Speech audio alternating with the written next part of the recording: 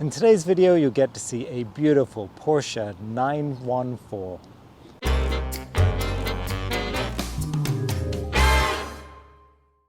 Hello everybody, welcome to Classic Car ChitChat. My name is Kevin. If this is the first time you're coming to my channel, then welcome. I really appreciate you being here today. If you've been to my channel before, then as always, thank you so much for the comments you leave for me, for the thumbs up, for you subscribing to my channel, and also remembering to hit that notification bell so you know when the next video is being released. Today, you're going to meet a gentleman. His name is David. David Case, in fact, has an incredible business. It is called Collector Car Canada, where he helps people get their dream cars. David brought with him today one of his favorites. It's a 73 Porsche 914. It is, to me, screaming 1974. I remember growing up looking at this car. It in fact has a true mid-engine, and it's a Volkswagen engine at that, with a Targa roof. So without further ado, let's hop in, let's go for a drive, and let's check out this beautiful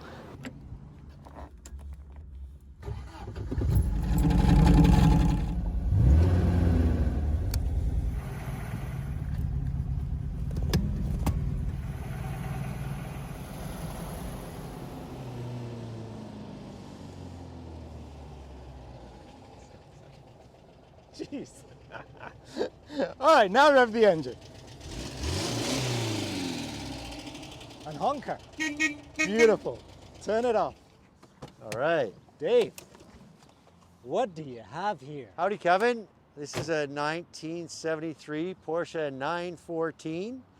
These were built from model years 70 to 76, and 20 and 30 years ago, the Porsche purists and a lot of other car collectors used to make fun of this as a VW dressed up as a Porsche. And it is run by a VW engine from stock. But today, the Porsche purists seem to like this car a lot better, VW engine or not. So this one does have the original 1.7 liter VW engine.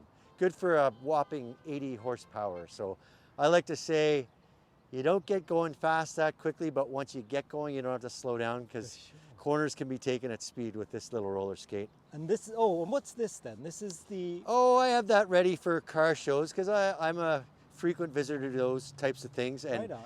that happens to be branded with my business, collectorcarcanada.ca. So is this, you have more than this car? Do I have more than this car? Yeah. Oh, I have a few cars, yes. Do you? Despite living in a condo in downtown Toronto, I've found a way to own 8 cars. Good for you. Well, So- when there's a passion, Dave, you make it work somehow. Let's go with passion. I don't know if it's quite the right word. There's a word that starts with S or maybe N for naive, but what the heck, here I am. Who cares? But Oh, of wow. my 8 cars, this is the one I've had second longest, but definitely the one I inquired about first. You're zooming in close to a Mark Motors Ottawa badge there. And this, I went to high school in Ottawa, and this was owned by the father of one of my high school friends. Wow. Who had it recommissioned, sort of restored by Mark Motors in the early 80s. And at that time, like I was saying about the purists, this was kind of known as the poor man's Porsche. And in those days, I never had 2 nickels to rub together. And I thought someday if I ever have a Porsche, it's definitely going to be a 914. So I even asked my friend Patty, before I even had my driver's license, about what her father planned to do when it was time to move the car along. And he really had only had it for a couple of years at the time. Right. And I was quickly and sternly rebuffed. And I didn't stay best friends with Patty, but I kind of hung around. And Mr. Johnson, still living today, got a little too, I'll say his bones stiffened a bit over the years, and he didn't like climbing into this little old car anymore. Yeah. And I can understand it. I'm a little younger than Mr. Johnson, but you really have to crouch down to get into it. So 12 She is a years little bit on the low side. Yeah, 12 for years sure, ago, yeah. Mr. Johnson was ready to move the car along, and he was somewhat legendary among our friends. That he'd sold a few of his old cars to our friends, and it was my turn to get the call. So 25 years later, I suppose I was obligated. So I jumped at the opportunity to get it. It's amazing. It brings back so many memories. Oh, thanks. It's funny because I hear that frequently, and being involved in the Porsche Club locally, PCAUCR.org, any Porsche owner, if you're not a member, you should be. It's the best $45 you can spend in a year. But because I'm active with some of their events, I see lots of 914s frequently. So it's not as abnormal for me to see them, but I still appreciate it just as much. Definitely. But I get a kick out of when people say, "Oh, I haven't seen one of these in For 25 sure. years." I mean, they're so cool and unique. I mean, where else do you see something like this? no, hanging around you the streets of don't. You don't Mississauga? often see them. I guess it's like a Oh. Porsche convention when we have those PCA events. So that's where you'd expect to But see you it. know what it is? Sometimes it's like when you see a car like this, it takes you back a few years and you kind of remember growing up seeing something like this. Like everything. I haven't seen orange colored. Or, Well, like that what the heck? indicator light is pretty solid and pretty substantial. And this one is so unaerodynamic. If you zoom close in, it looks like it's in reverse when you think about Oh, aerodynamics. yeah, it does. Yeah, But they yeah. were going for a flushness here Oh my rather God. than aerodynamics. So that this is the side marker lamp? Like what is? that's just a marker, so that does not flash for an indicator. This Okay, does the only that indicator does. side and front, but Yeah. this would be a parking light, yeah. And then you got the fog lamps below. and Those then are the fogs pop-up, below. I'll have to get the car running and show you the pop-up headlights Yeah. because that's another thing you don't see anymore. For sure. I could tell you why, but it's kind of a boring story that has to do with the regulatory environment of cars. Basically, our headlight technology is better today, so the headlights are no longer regulated, or they no longer have to be a certain height off the ground. Okay. But that was the original purpose of pop-up headlights. There was a law about how high they needed to be off the ground. I did not know that. It's a fact. It's a So fact. now, is this a rear engine drive or mid engine, as they would say? Oh, very, very good catch, Kevin, because you're right. It's not a front engine. It's not a rear engine.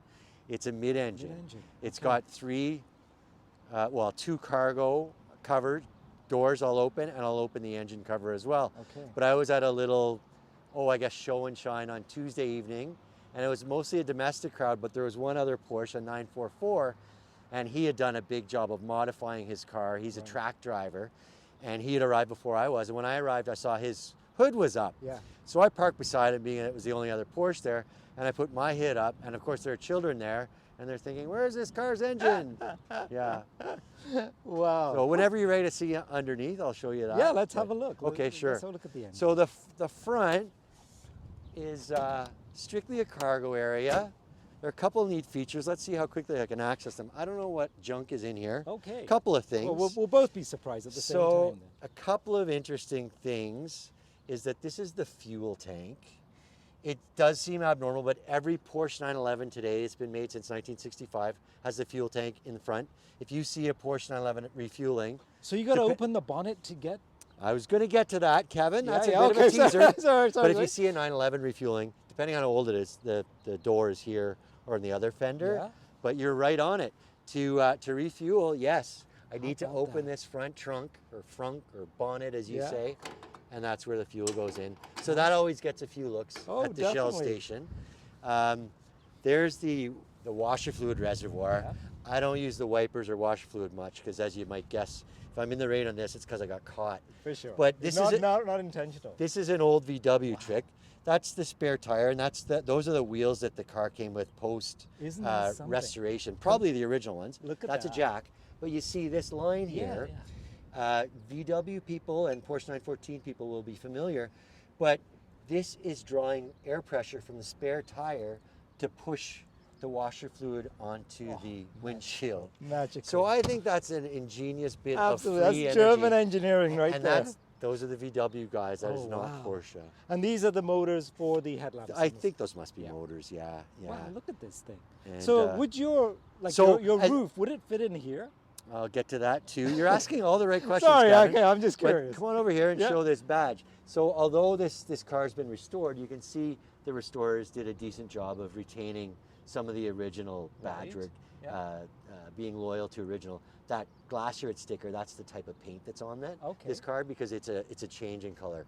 The original color was Phoenix red, which Right. is more an orange than red, but it's an orangey red.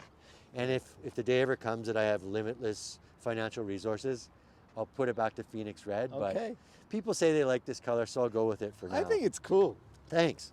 It's vintage. Thanks. It kind of looks like it should belong It looks like a 70s car painted in the 80s. And Yeah, that's what it something is. like that. You're And right. this That's a good gold way to look at stripe it.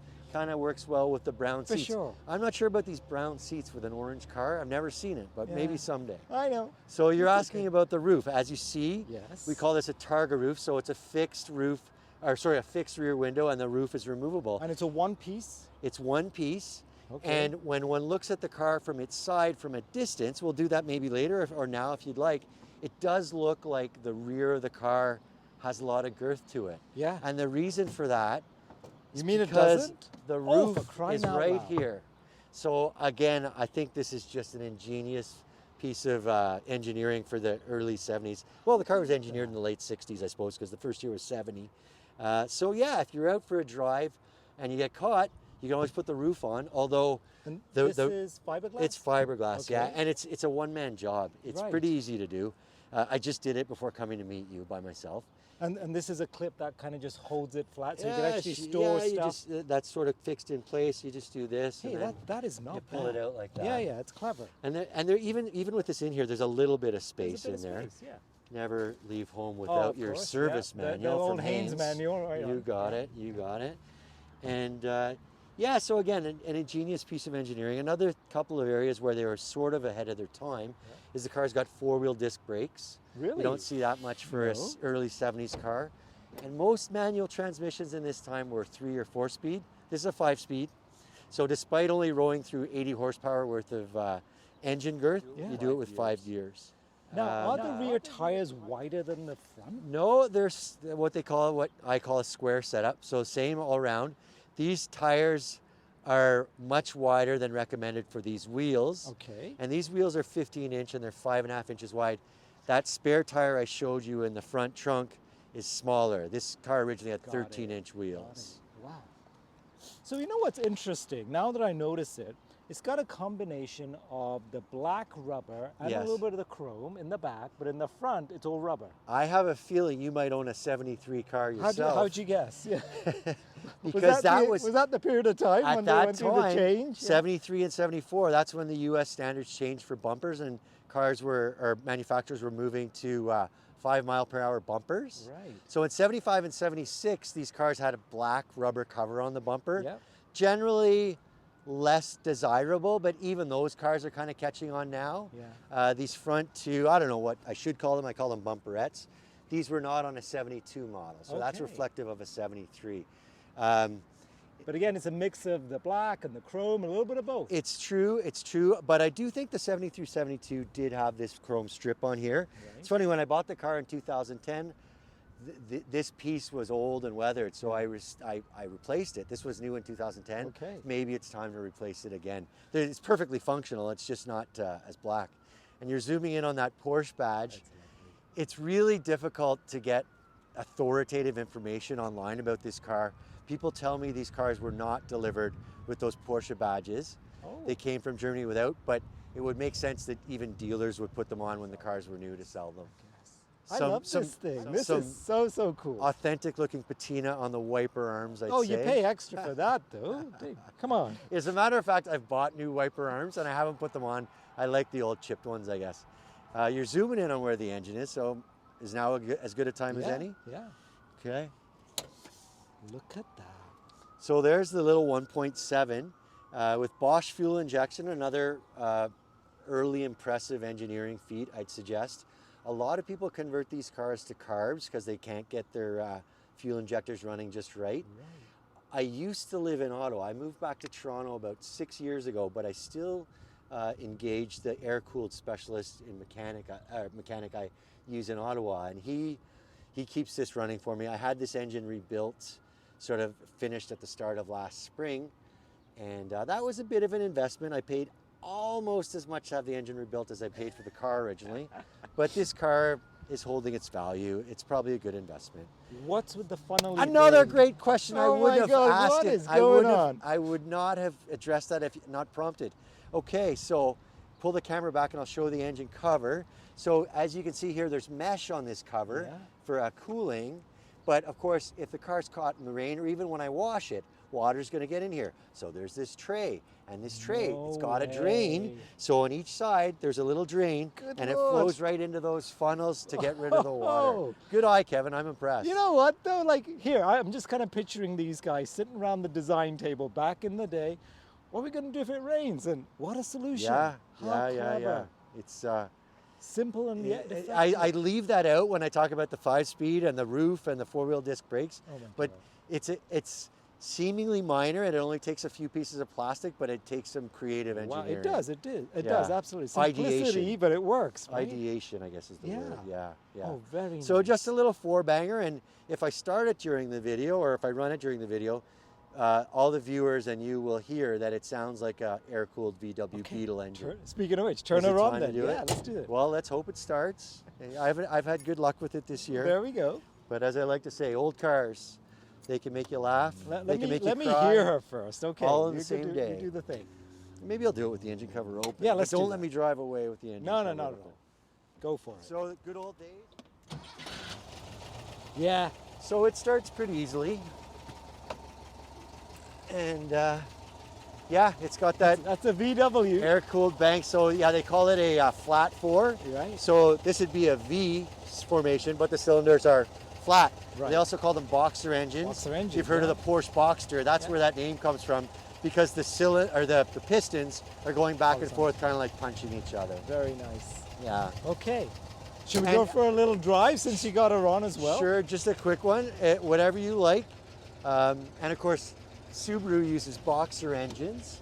And Subaru, it's funny because their engine bays aren't as low as the Porsches, but maybe they just like the lower center of gravity that comes along with the boxer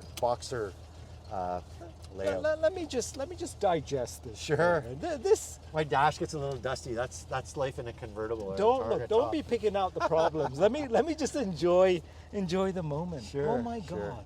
So here's a bit of a period incorrect piece. Okay. When this car was restored, I believe it would not have had this console. Right. It definitely would not have had this. This was for an alarm, which I took out when I got the car.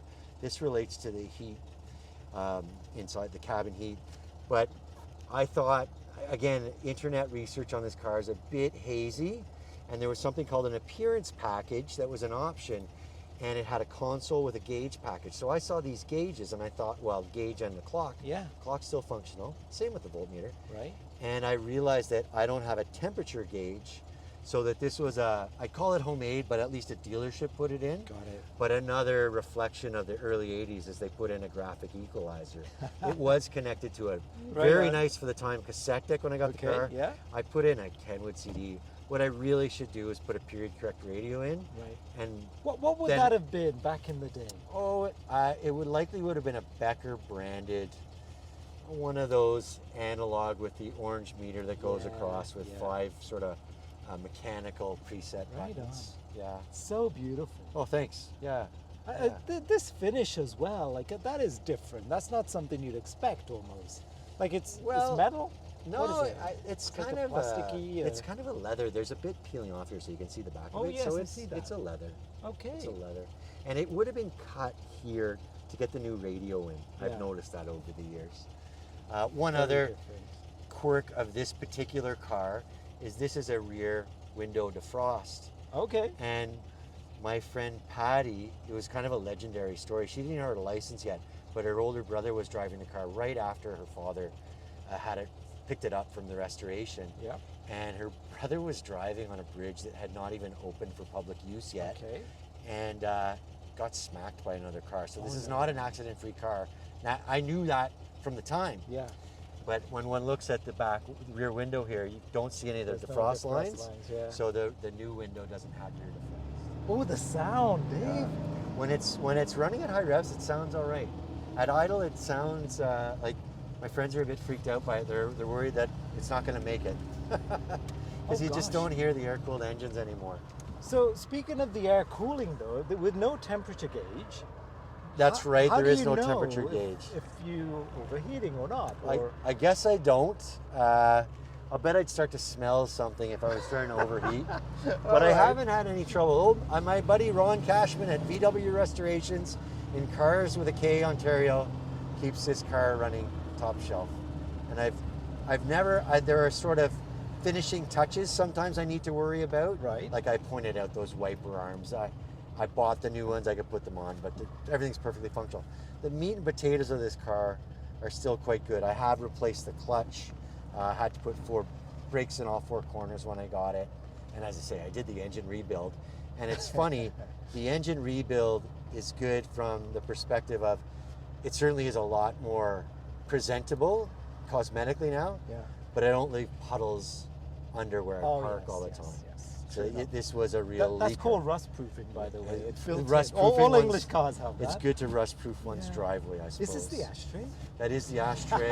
Lovely. And it's functional. Ah, look at functional. I was gonna say the lighter's here, and I don't use the lighter, but I use the 12-volt Adapter. hookup. Yeah? It'll still charge my phone. It's functional. Very cool. Another period thing I remember from the early 70s cars when I was a little boy is by not wearing my seatbelt. That lights up. You gotta love it. Yeah. So nice. I feel young. No, seriously. Like this is the magical thing about cars from the 70s and the 80s. I'm glad to hear you say that from the passenger seat. I honestly don't put passengers in this car much because, as you can feel, the suspension is stiff. Stiff with a purpose for handling, but it's stiff.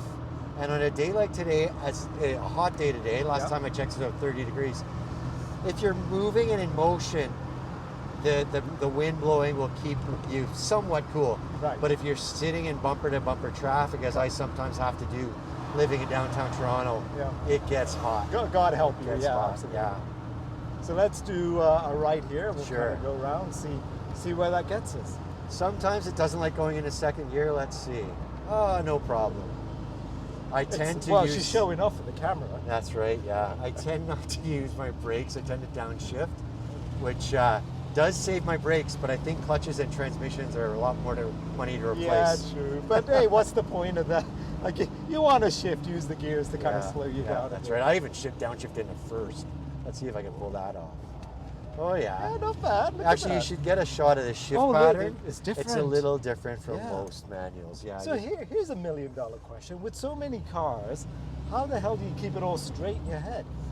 Yeah, it's actually amazing. You It's fall intuitive into after a this, while? and it's sort of instinctive. Oh, don't say it's like riding a bike.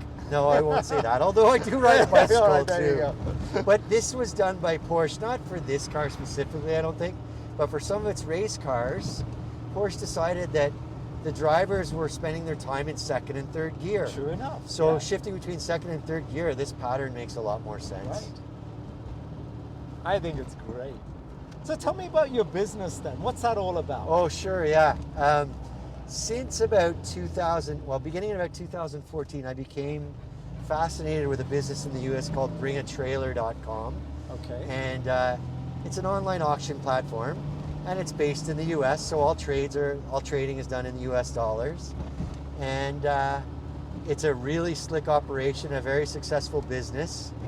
They sold over 900 million US dollars worth of cars last year. Wow. And I ended up buying a car on Bring a Trailer when COVID hit. I started making hero bids because I was bored in my condo downtown. Right. Ended up getting a car, and I had bought a car in the US before, and I knew what the routine was, but it's somewhat filled with red tape and bureaucracy, not something everyone wants to do. Actually, honestly, if somebody said to me, you want to bring a car from the US, you kind of think, oh my God, how do you explain this at the border? What documents do you There are need? just some mental blocks. If you want to research it, you can do so and find all the information you need. But when I bought that car, as I say, I live in a condo downtown, all of a sudden I was a car heavy. I needed to sell a car. Right. So I decided I'd sell a car on the same Bring a Trailer site after waiting, and I thought I was being smart. I was going for the market 10 times the size of Canada, and hopefully getting 30 cents extra on the dollar, because my experience is that cars trade US and Canada about the same number, but there's the currency difference. For sure. Oh, I hear police. Kevin, are they finally coming to get me? I think so. You're in trouble now.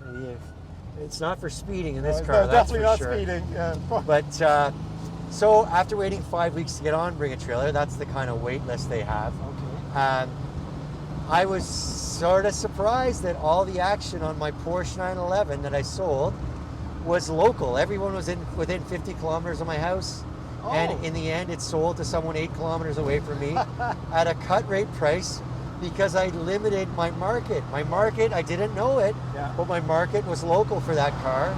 So I sold it for a cut rate price, and I have concluded that Americans are not coming here for our cars. Yeah. So we're going the other way to pick some up. we do a little bit, yeah. but it's got the same barriers that you're thinking of. Right. So I decided that I was going to launch something in Canadian currency here in Canada, and I did that last year. So my business is called collectorcarcanada.ca, and it's a bit like Bring a Trailer.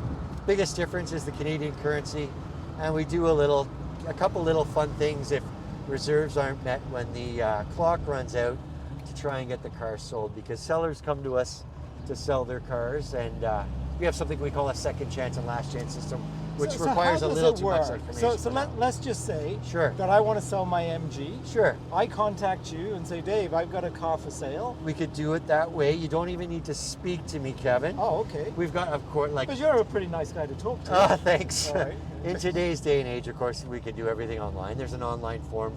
So you start by setting up a username and password on our site, and you go to our Submit a Vehicle Now link, and there you fill out all the requisite information about your car. Throw in a couple of photos to start with. When I receive your submission, I'll open up a Google Drive or some sort of shared drive where we can share more photos, because our listings, I like to have at least 100 photos of a car, as well as some videos to go with a paragraph form listing that we write for the sellers. The sellers don't pay anything. The buyers pay a 4.99% buyer premium. Okay. And if they're smart, they just budget that into the price of the car. So who determines the sale price? The seller? Or I think you're talking about a reserve price. Yeah. And the seller includes that in his submission. Okay. So when I see someone's reserve proposal, I kind of sanity check it. If they come to me with a I don't know, a 97 Camaro, and they say, just to use exaggeration to flesh out the example, if they want a reserve price of $200,000, I first try to talk some sense into them politely, but if they're firm on that $200,000, I just decline the car. Got it. But people are reasonable. They know what their cars are worth. For sure. Sometimes it requires a little bit of back and forth, but it's always cordial and pleasant. So yeah, from there we take the information, write a paragraph form listing, and include all those photos. We launch the listings and we run them for a week, and if at the end of the week it meets reserve, we've got a sale, and we introduce buyer to seller. Good for you. Oh, thanks. Yeah. It's a clever little model, though. Beautiful. Hey, Well, it's funny. What did you know? Where you actually put the key in. That's different too. It is sort a of little on the different. column, and it's not It is on a the little column. different. Yeah. But I had to replace this piece. My Okay. friend Ron at VW Restorations helped me out with that. One day, I mean, the car is almost 50 years old. If you drive a car like this, old car things happen. I think this is called a tumbler, and it malfunctioned. I couldn't turn the key. Yeah. So when I couldn't turn the key, I had to tow the car to my buddy Ron. I hear you. Before I knew it, he's got a rural shop, and he's got about 50 Beetles in his backyard. He keeps on hand for parts. Before I knew it, he'd gone to the backyard, gotten a Beetle tumbler, and I now operate the ignition with a VW key. At first, I was a little unsure about driving this car with a VW key. Hey, but now look, I think it just adds to the story. Look at the fob, though. That still says Porsche, That's so right. we're okay. And with our recent heat wave, I just had to re-glue that. It came separated. But that's Mr. Johnson's. That's he fine. gave me a couple of neat things for his old And I noticed that you got the speakers down So there. those are Like, it's so original cool. speaker grills, but I did upgrade those speakers. So Very by nice. today's standards, they're maybe a 4 out of 10 instead of a 2 out of 10. Yeah. But it's Hey, but it's fun to listen I like to the listening engine. to the Yeah, engine. exactly. Yeah, that's right. Beautiful. That's right. And this little valve here, Yes. the odd time I'm out in the car with the roof on and things are cold enough that I need heat, Yeah. this actually draws heat from the pipe engine, underneath from yeah. the engine, Wow. which if you start getting So perforations in your pipes, it where's sounds a little the vent, dangerous. then? Where's the vent? The vents are as you'd expect down here, Oh, and okay. up here for defrost. But that's the lever to But control this is the it. lever to open up underneath. Interesting. Yeah. And then another thing, Ingenious though, right? This clock is only 41 or 42 years old, but it still works. Yeah, It's absolutely. amazing. And it's a VDO piece just like the original So instrumentation VDO. So here's a question. Sure. On your side, you Yes. have a side mirror, but on this side, again, optional extra.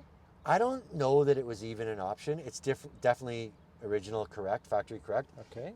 I shouldn't answer a question with a question, but what about your 73 MG? Does it have a passenger side Yeah, mirror? it does. It does. It huh? does. I guess it's one of Interesting. those things. I have seen these cars with them. Right. I assume people put them on afterwards, but I've never looked into it, so I don't know the straight answer to the question. Okay, so here's another question then. Sure. This side, what do you call that? Side window? I call it a vent window, but it is not a vent window because it does not open. It's fixed, Yeah, right? it so is that's fixed. the only thing that goes up Yeah. and down. And if you look closely at that glass, the VW insignia is on it. Oh yes, I see it too. Yeah. Very nice. This is an absolutely cool car. It's a conversation piece, and Man, like I say, it's 50 years old. Sometimes you get old car surprises, but being that a lot of it is VW running gear, the parts tend not to be too expensive sure. and simple to work on. And she looks the part. Like it looks like what a car should from Oh, its thanks. vintage. Yeah. Like, Yeah, I mean, this absolutely. is what a sports car was in the early 70s. It wasn't about power like it is today. It was about open top motoring Yeah. and being able to take corners pretty quickly. Right on. These tires are about as big as I've ever seen on one of these cars, Right. but I kind of like the look of them. But you really do notice from this angle as well that the fronts are a little bit more narrow than the back. It certainly appears that way. I think it's an visually. illusion because Yeah. they're 205s front and back. Interesting. Yeah, maybe it's because you're seeing a little more of the tire because the Could be, 'cause steering of the wheel's little turn. turn. Yeah, Yeah, but it's nice. yeah. All right, so what it's can done, I it's done. say? Thank you so much for coming out today. This is magnificent. Thank you also, David, about talking about your business and what you've done. I think it's amazing that Yeah, you're it's trying to great, create Kevin. that model. I've really enjoyed our time today. Every old car owner likes talking about his old car. If you love your car, you're the person to call, right? Yeah, That's the well, important thing. if someone loves his car, you're the person to call as well. Absolutely. So yeah. Thank you. I've enjoyed it. Thank you, Kevin. Thanks, David. All right.